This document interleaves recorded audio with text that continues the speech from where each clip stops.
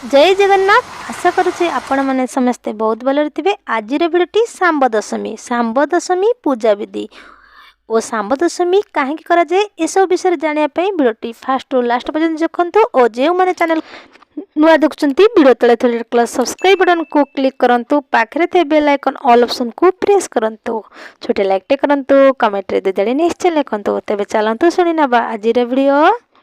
सांब दशमी पौष शुक्ल दशमी दिन पालन कराए। सांब दशमी हूँ सूर्य पूजार पर्व।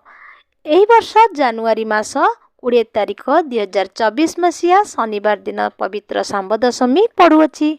जेपरी वर्षर 12 मास जाक विभिन्न पर्वपर्वाणी पालन कराए। मुख्यतः श्रावण अमावास्या ठारू चितालागी ठारू पौष शुक्ल दशमी सांब दशमी मध्य अधिकांश पर्व पालित होता है। सांब दशमी को चांद्रमान वर्षर शेष पर्व कहिबार तात्पर्य होउछि एहापर चितालागी अमावास्या पर्यंत प्राय 6 मास पर्यंत आउ एते पिठापणा पर्व पड़े नहीं।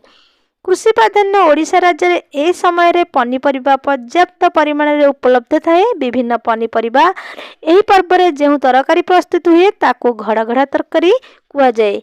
एही पर्वर मुख्य होउछि तरकारी घड़घड़ा तियण।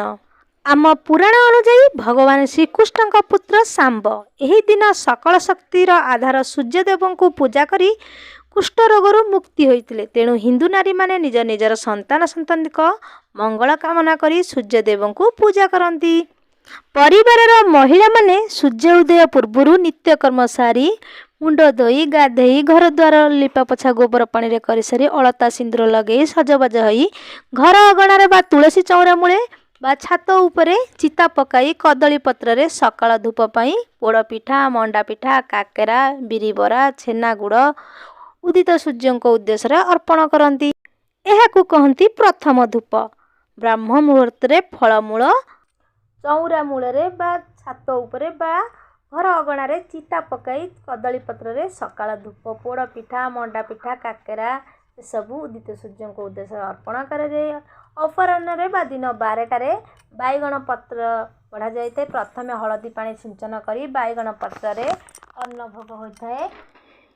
खीरी खेचुड़ी ये सबू भोग करा जाए। तेजदीप्त भास्कर उद्देश्य भोग करा जाए। तृतीय धूप सूर्यास्त समय पिठापणा आदि बढ़ा जाए। बुढ़ा चकुली पूजा करा जाए सूर्यदेव निमंते। अस्तचलगामी सूर्यदेव निमंते महिला माने निज संतान संतति मंगल कामना करी सांब दशमी पर्व निष्ठार सह पालन करिथांती।